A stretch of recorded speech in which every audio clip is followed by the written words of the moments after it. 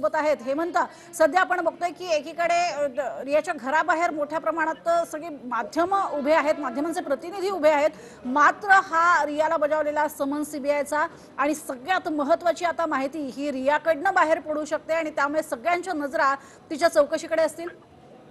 नक्कीच आपल्याला रियाच्या चौकशीचा जो ससेमिरा आहे तो आजच्या चौकशीतनं कुठेतरी पुढच्या कारवाईच्या दिशेने सीबीआयला त्या पद्धतीने तपासायला दिशा मिळेल। कारण रियाच्या भोवतीचे जे काही संशयाचं भूत आहे ते संपूर्णपणे ज्या काही चौकशीचा जो ससेमिरा इतरांच्या भोवती लागलेला आहे तो आता रियापर्यंत पोहोचू शकतो आणि रियाची जी काही चौकशी होईल त्याच्यातला पुढचा जो दिशा आहे सीबीआयचा आणि सीबीआयची नेमकी त्याच्यावरती संपूर्ण जे कायदेशीर प्रक्रिया आहे ती नेमकी काय होते याकडे सर्वांचे लक्ष लागलंय आणि रिया कधीही आता सीबीआयच्या कार्यालयात पोहोचू शकते आणि त्यावेळेला सायमन मिरांडाही पोहोचलेला आहे। त्यामुळे सायमन मिरांडाची चौकशी सीबीआय एका पद्धतीने करतेच आहे आणि आता रिया अगदी हेमंत तुमच्याकडे अधिक माहिती घेणार आहोत। मात्र गिरीश सध्या आपल्या सोबत आहेत। गिरीश, गाडी जाताना दिसतीये आपल्याला पाहायला मिळतीये, रिया निघालीये का?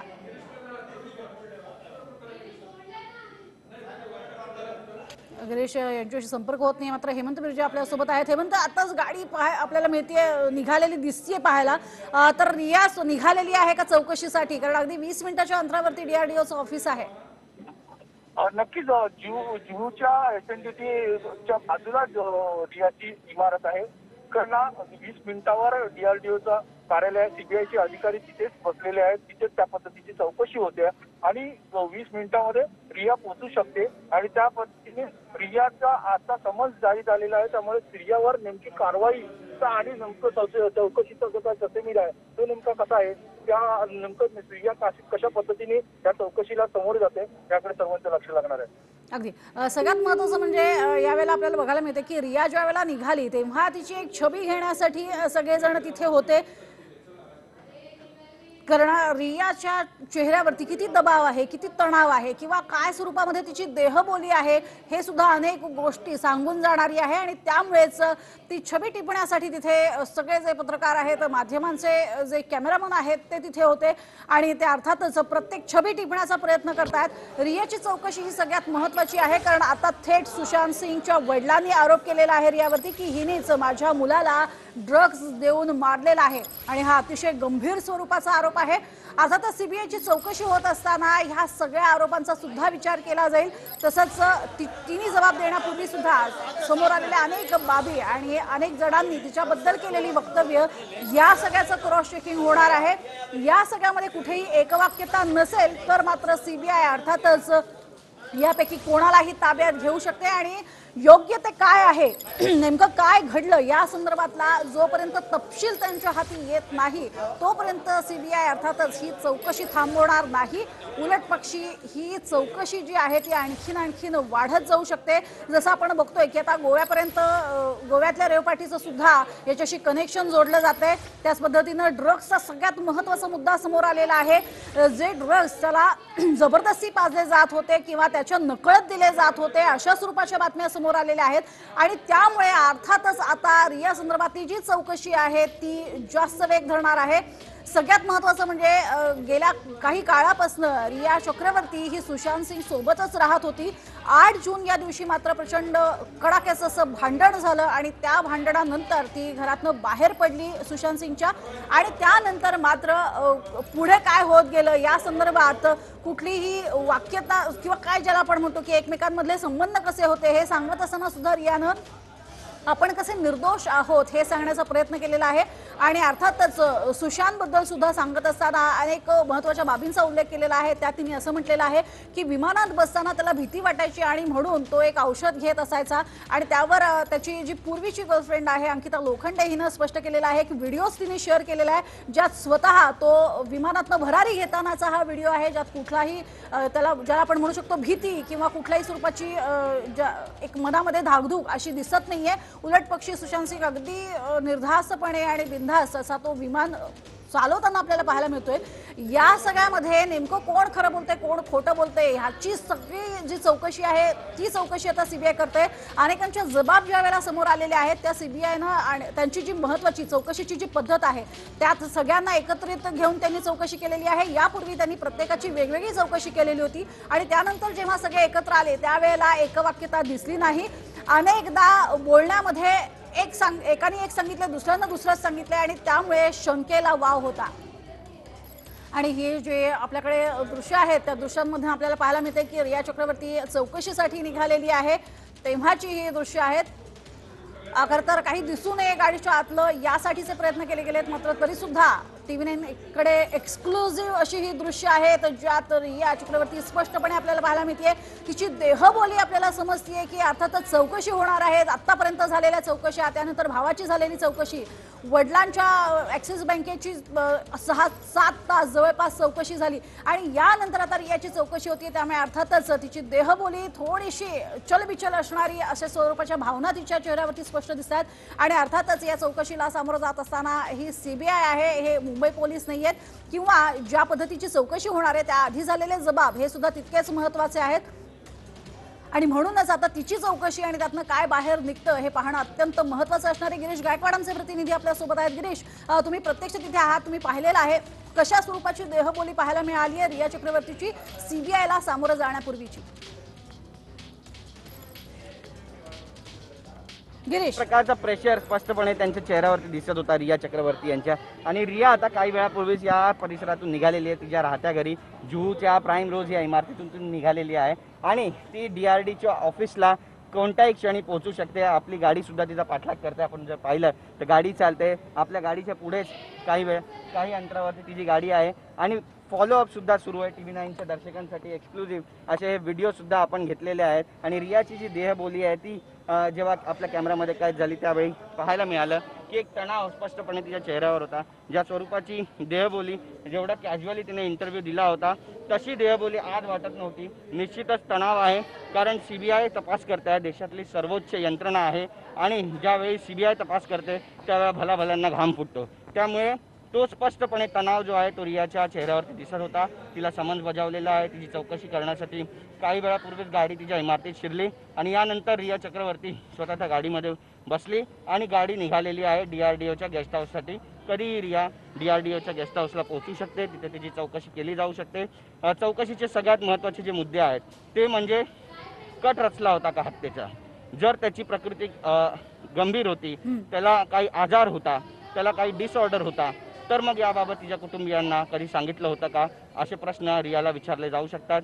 कोणकोणता इलाज त्याच्यावरती केला जात होता, कोणकोणता टॅबलेट्स तो घेत होता, कोणकोणती औषधं त्याला प्रिस्क्राईब करण्यात आली होती, कोणत्या डॉक्टरांकडे त्याचा इलाज सुरू होता, याबद्दल विचारलं जाईल. सुशांत किती महिन्यांपासून तणावात होता, युरोप ट्रिपमध्ये नेमकं काय झालं होतं, की मुंबईमध्ये परतल्यावरती सुशांत घाबरला होता, या संदर्भातली सगळी जी माहिती आहे ती आता CBIला गोळा करायची आहे. सखोल चौकशी होऊ शकते. आपण जर पाहिलं तर EDने सुद्धा रियाची 11 तास चौकशी केली होती. त्यापूर्वी मुंबई पोलिसांनी सुद्धा बँड्राला 9 तास तिची चौकशी केली होती. यानंतर आज CBI रियाची चौकशी करते. त्यामुळे ही चौकशी नेमकी किती तास चालणार आहे हे सुद्धा पाहणं अत्यंत महत्त्वाचं ठरणार आहे. सगळ्यात महत्त्वाचं म्हणजे DRDOच्या ऑफिसमध्ये तिला बोलवण्यात आलं. काल रियाचे वडील होते इंद्रजित चक्रवर्ती, त्यांना सुद्धा EDनं समन्स बजावलं होतं. यानंतर त्यांना बाकुलात नेण्यात आलं. तिकडे बँकेत संबंधित सर्व कागदपत्र, बँकेच्या चाव्या, लॉकरच्या चाव्या या सगळ्या तपासून पाहण्यात आल्या. त्यांचं देखील स्टेटमेंट रेकॉर्ड करण्यात आलं. 5 ते 6 तास त्यांची सुद्धा तिथे चौकशी झाली आहे. तर एकंदरीतच 3 ज्या मोठमोठ्या यंत्रणा आहेत CBI, NCB आणि ED, या तिन्ही महत्त्वाचा तपास या संपूर्ण प्रकरणात करतात. आणि आता पाहणं महत्त्वाचं ठरणार आहे की यामध्ये रियाच्या भोवती नेमका फास आवळला जातोय का, कारण आत्महत्येस प्रवृत्त केल्याचा गुन्हा बिहारमध्ये दाखल होता. त्यासोबतच ड्रग्ज तस्करीचा आरोपसुद्धा रियावरती आहे, ड्रग्ज दिल्याचा आरोपसुद्धा आहे. अनेक ड्रग तस्करीशी रिलेटेड आरोपींची जी नावं आहेत त्यांच्यासोबत रियाचं चॅटिंग झालं होतं, जया शहासोबत चॅटिंग झालं होतं. त्यामुळे नेमके ह्यांच्यासोबत रियाचे संबंध कसे होते, नोकर जे घरी काम करणारे होते सुशांतच्या त्यांच्यासोबत रियाचे संबंध कसे होते, त्यांच्यासोबत काय काय चॅट केलं जात होतं, याचे क्रॉस क्वेश्चनसुद्धा CBIने तयार केलेले आहेत. आणि त्यामुळे रियाच्या अडचणीमध्ये नक्कीच वाढ होईल असं सुद्धा बोललं जातं आहे. रियाला आता खरं सांगावं लागणार आहे की नेमकं सुशांतची परिस्थिती कशी होती आणि त्याच्या पैशाचा खरंच गैरवापर तिनं केलाय का, की ह्या सगळ्या वायफळ गोष्टी आहेत. त्यामुळे आजचा दिवस अत्यंत महत्त्वाचा. जी की विटनेस आहे, जी मुख्य जिच्यावरती संशय आहे ती रिया चक्रवर्ती आता CBIच्या कार्यालयात कधीही दाखल होऊ शकते आणि तिची तिथे चौकशी केली जाऊ शकते. हा संपूर्ण जर प्रकार आपण जर पाहिला तर काही वेळापूर्वी DRDOच्या ऑफिसमध्ये सॅम्युअल मिरांडाला सुद्धा CBIनं बोलून घेतलेलं आहे. त्याच्यासोबतच एक तरुणी सुद्धा आहे. ही नेमकी जया शहा आहे का हे पाहणं महत्त्वाचं ठरणार आहे. अद्याप त्याबद्दलची माहिती नाही आहे. पण जर ती जया शहा असेल तर जया शहाला सॅम्युअल मिरांडाला समोरासमोर बसून त्यांची चौकशी केली जाईल, जबाब नोंदवून घेतले जातील, त्यांना ग्रिल केलं जाईल, त्यांना उलटसुलट प्रश्नसुद्धा विचारले जाऊ शकतील आणि सुशांतची जर मानसिक परिस्थिती जर खालावली होती तर त्या संदर्भात कधी रियानं तिच्या कुटुंबियांशी बोलणं केलं होतं का, कधी सुशांतच्या बहिणींना मीतू सिंगला विशेषतः याबद्दल सांगितलं होतं का, नेमकं 8 तारखेच्या दिवशी काय झालं होतं, 8 तारखेला भांडण कारण काय होतं, भांडणाचं मूळ कारण काय होतं, का भांडली होती. आणि नीरज कुमारनं जसं CBIच्या तपासमध्ये सांगितलेलं आहे की दरवाजा बंद होता आणि रिया सुशांतचं कडाक्याचं भांडण 8 जूनला झालं होतं आणि यानंतर रिया चक्रवर्ती जी आहे तिने आपली बॅग भरली, भावाला कॉल केला शौविक चक्रवर्तीला, तो आला, त्यानंतर केशवनं बॅग घेऊन मग रियाला खालपर्यंत सोडलं. सुशांत स्वतः म्हणाला होता की तुम चले जा, अशा स्वरूपाची माहितीसुद्धा रियानं दिलेली आहे. सुशांत हा आजारी होता, त्याला भूताचा भास व्हायचा असं सुद्धा रियानं सांगितलेलं आहे. इटलीमधील एका हॉटेलमध्ये युरोप ट्रिपच्या दरम्यान ते थांबलं होते. गॉथिक कन्स्ट्रक्शनचे हे हॉटेल होतं आणि यामध्ये फ्रान्सिस्को गोया नावाच्या एका जगप्रख्यात चित्रकाराची एक चित्र होतं. जे चित्र पाहून प्रचंड घाबरलं होतं. या चित्राचं नाव आहे Saturn devouring his own son, म्हणजे सॅटन शनी जो आहे तो स्वतःच्या मुलांना खातोय. त्यामुळे अशा स्वरूपाचं चित्र, भयावह चित्र पाहून सुशांत घाबरला होता. त्यांनी माळा जपायला सुरुवात केली होती, महाकालचा जाप करायला सुरुवात केली होती. ही पार्श्वभूमी तिने सांगितली होती. त्यानंतर त्याचं मानसिक संतुलन जे आहे ते सुद्धा बिघडलं होतं, अशा स्वरूपाची माहिती सुद्धा तिने प्रसार माध्यमांना दिली आहे. अगदी अगदी. आणि आता सुद्धा एन्क्वायरी जेव्हा होणार आहे तेव्हा ती नेमकं काय सांगते हे पाहणं महत्त्वाचं असणार आहे. गिरीश, तुमच्याकडनं माहिती घेणारच आहोत. मात्र आता DRDO कार्यालयाबाहेर उत्सुकता आहे ती पोहोचली अगदी थोड्याच वेळात आणि त्यामुळे तिथे सुद्धा माध्यमांचे प्रतिनिधी उपस्थित आहेत. कारण अर्थातच तिच्या चेहऱ्यावरचा तणाव स्पष्टपणे आता आपल्याला पाहायला मिळतोय. TV9कडे जी एक्सक्लुझिव्ह दृश्य आहेत त्यात रिया चक्रवर्तीच्या चेहऱ्यावरती ताण जो आहे तो प्रचंड प्रमाणात पाहायला मिळतोय. या संदर्भातली माहिती घेणार आहोत. हेमंत बिर्जे आमचे प्रतिनिधी आहेत जे DRDO कार्यालयाच्या बाहेरच उभे आहेत. हेमंत, जर एकंदर बघितलं तर तणाव आहे चेहऱ्यावरती जो स्पष्ट दिसतोय. यापूर्वी झालेली भावाची चौकशी, त्यानंतर वडिलांची ईडीकडनं झालेली चौकशी आणि आता रियाची CBI चौकशी, काय तपशील? नक्कीच DRDOच्या कार्यालयात प्रथमच पहिल्यांदा CBIच्या चौकशीला रिया उपस्थित राहते. तिला समन्स जारी झाला, रिया निघालेली आहे आणि रिया कुठलं तरी ज्या पद्धतीने तिच्या नावाच्या भोवतीचं जे काही प्रसारमाध्यमांना ज्या चर्चा होत आहेत त्यामुळे ती एका तणावाखाली निश्चितच आहे. आणि नेमका पद्धतीने रिया संपूर्ण चौकशीच्या कारवाईला उत्तरं देते आणि नेमका तपास अधिकाऱ्यांच्या उत्तरांना, त्या पद्धतीचं प्रश्नांना ती उत्तर देण्यात सक्षम ठरते का, हे महत्वाचं ठरणार आहे. कारण ही जी चौकशी आहे ती CBIची चौकशी आहे आणि CBIच्या चौकशीसाठी प्रचंड मागणी झाली होती सुशांतच्या चाहत्यांकडनं, सुशांतच्या कुटुंबियांकडनं. आणि आता रिया या चौकशीला नेमकं काय उत्तर देते आणि त्या चौकशीतना ती ज्या पद्धतीने ईडी आणि त्याचबरोबर मुंबई पोलिसांच्या ज्या प्रथम चौकशीमध्ये तिने उत्तरं दिली आहेत ती अशा सगळ्या गोष्टीची तुलना, त्या संपूर्ण स्टेटमेंटमध्ये नेमका तफावत, या सगळीचा कुठेतरी निष्कर्ष निघेल आणि त्यानंतरचा संपूर्ण काही CBIची जी कारवाई आहे ती अंतिम असणार आहे. आणि त्यामुळे CBIच्या चौकशीला कुठेतरी या तणावाखाली रिया नक्कीच आहे अशा पद्धतीचं सध्या तरी दिसत आहे. अगदी. हेमंत, सगळ्यात महत्त्वाचं म्हणजे मानसिक तणावाखाली तो होता हे वारंवार सांगितलं जातंय. त्याच पद्धतीनं भूत दिसलं होतं असंही सांगितलं जातंय. दुसरीकडे माझ्या स्वप्नात सुशांत येऊन गेला असंही रियानं म्हटलं होतं. रियानं आपल्याला सहानुभूती मिळेल अशा स्वरूपाची सर्व पार्श्वभूमी तयार करून ठेवलेली आहे आधीच CBIची चौकशी होण्यापूर्वी. मात्र CBI चौकशीत याचा कुठलाही फायदा होऊ शकतो असं वाटतं का? नक्कीच. रिया आपली बाजू मांडून कुठेतरी एका पद्धतीने प्रसार माध्यमातल्या ज्या काही ज्या ती म्हणते की अफवा आहेत आणि ज्या काही मला शिक्कामोर्तब गुन्हेगारी ठरवण्याचा ज्या गोष्टी केल्या जात आहेत त्या कुठेतरी रिया आपल्या कुठेतरी स्टेटमेंट मधनं खोडण्याचा प्रयत्न करते. आता नेमका CBIचा त्या जो तपास आहे त्या तपासामधला जे काही तिला उत्तरं द्यायची आहेत ती खरी उत्तरं तिला द्यावीच लागणार आहेत आणि त्यामुळे जो काही सुशांत बद्दलचा जी काही तिने कथा रचलेल्या आहेत किंवा ती सांगते आहे त्या सगळ्या गोष्टीचा निष्कर्ष सीबीआय नक्कीच काढणार आहे आणि त्याच्या नंतरच जी सीबीआय होऊ शकते अशा पद्धतीचे जे काही कायदेतज्ञ बोलत आहेत आणि ज्या काही त्यांच्या कुटुंबांना मागणी होत आहे त्याला सत्य आहे ते बाहेर येते का याकडे आता सर्वांचे लक्ष लागलंय. अगदी. आणि सिद्धार्थ पिठाणी सुद्धा अर्थातच सीबीआय कार्यालयामध्ये पोहोचलेला आहे असं कळते, कारण सिद्धार्थ पिठाणी याची सुद्धा यापूर्वी चौकशी झालेली आहे. सीबीआय कडनं पुन्हा एकदा त्याची चौकशी होतीये. अर्थातच या सगळ्यांना एकत्र बसून पुन्हा चौकशी केली जाईल. या सगळ्यांच्या बोलण्यामध्ये कुठेही एकवाक्यता आढळतीये की नाही याचा पुन्हा एकदा तपशील सीबीआय चेक करेल.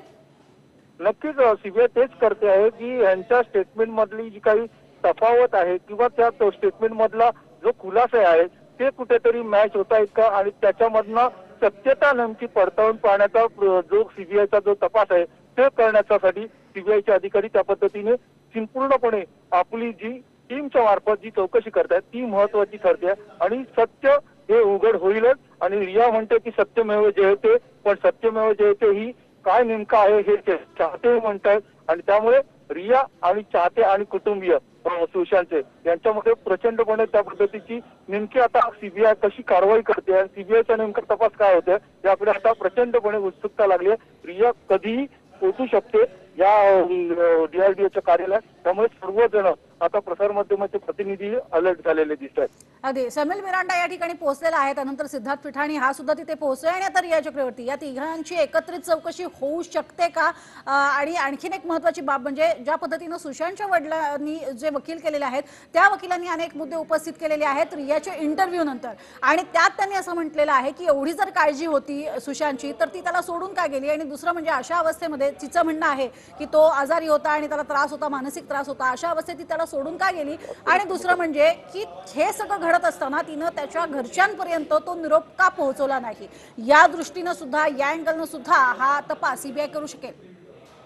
नक्कीच जे सुशांतच्या कुटुंबियांनी म्हणजे वडिलांनी जे आरोप केलेले आहेत आणि सुशांतचे वकील त्या पद्धतीने आपलं हे ज्या पद्धतीने रियाबद्दलच्या आरोपावर शिक्कामोर्तब करताय त्यामुळे सीबीआय त्या पद्धतीने चौकशी करण्याचा प्रक्रिया करते आहे आणि जे बिहार पोलिसांनी जो FIR दाखल केलाय त्याचाही त्या पद्धतीचा जो अँगल आहे या सर्व गोष्टीवर रियाला समोर जावंच लागणार आहे. ह्या सगळ्या प्रश्नांना उत्तरं द्यावीच लागणार आहे. आता नेमकी जी रियाची चौकशी होईल ती प्रथम तिच्या बरोबर होईल आणि त्यानंतर ज्या स्टेटमेंट्स आहेत त्या स्टेटमेंटच्या संदर्भातला जे काही रिया म्हणते आहे आणि त्याबरोबर सायमन मिरांडा आणि सिद्धार्थ पिठाणी नेमके काय म्हणतायत या सगळ्या गोष्टीचा तपास एकमेकाला कशा पद्धतीने तो जुळतोय का आणि त्या तपासामध्ये कशा पद्धतीची तफावत आहे हे सांगण्याचा सीबीआय नक्कीच जाणीवपूर्वक यांचं एकमेकाचं कसं मतमतांतर आहे हे दाखवण्याचा प्रयत्न करणार आहे. अगदी. हेमंत तुमच्याकडनं माहिती घेणारच आहोत, मात्र गिरीश गायकवाड सुद्धा आपल्या सोबत आहेत. गिरीश, अगदी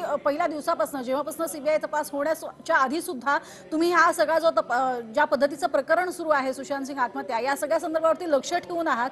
मुळातच सॅम्युअल मिरांडाचं नाव समोर येणं किंवा आणखीन महत्वाची नावं समोर येणं, त्यातच ड्रग्ज संदर्भात आणखीन नावं जी आहेत ती समोर आलेली आहेत. या सगळ्या पार्श्वभूमीवर आता इतक्या दिवसांनी जेव्हा रियाची चौकशी होतीये त्यात तिथे सॅम्युअल मिरांडाला सुद्धा बोलवण्यात आलेलं आहे, पाचारण करण्यात आलेलं आहे, सिद्धार्थ पिठाणी सुद्धा पोहोचलेला आहे आणि त्यामुळे या तिघांची एकत्रित चौकशी होऊ शकते असंही आपण म्हणू शकतो का. अगदी गिरीश यांच्यापर्यंत आपण जाणार आहोत आणि त्यांच्याशी बोलणारही आहोत.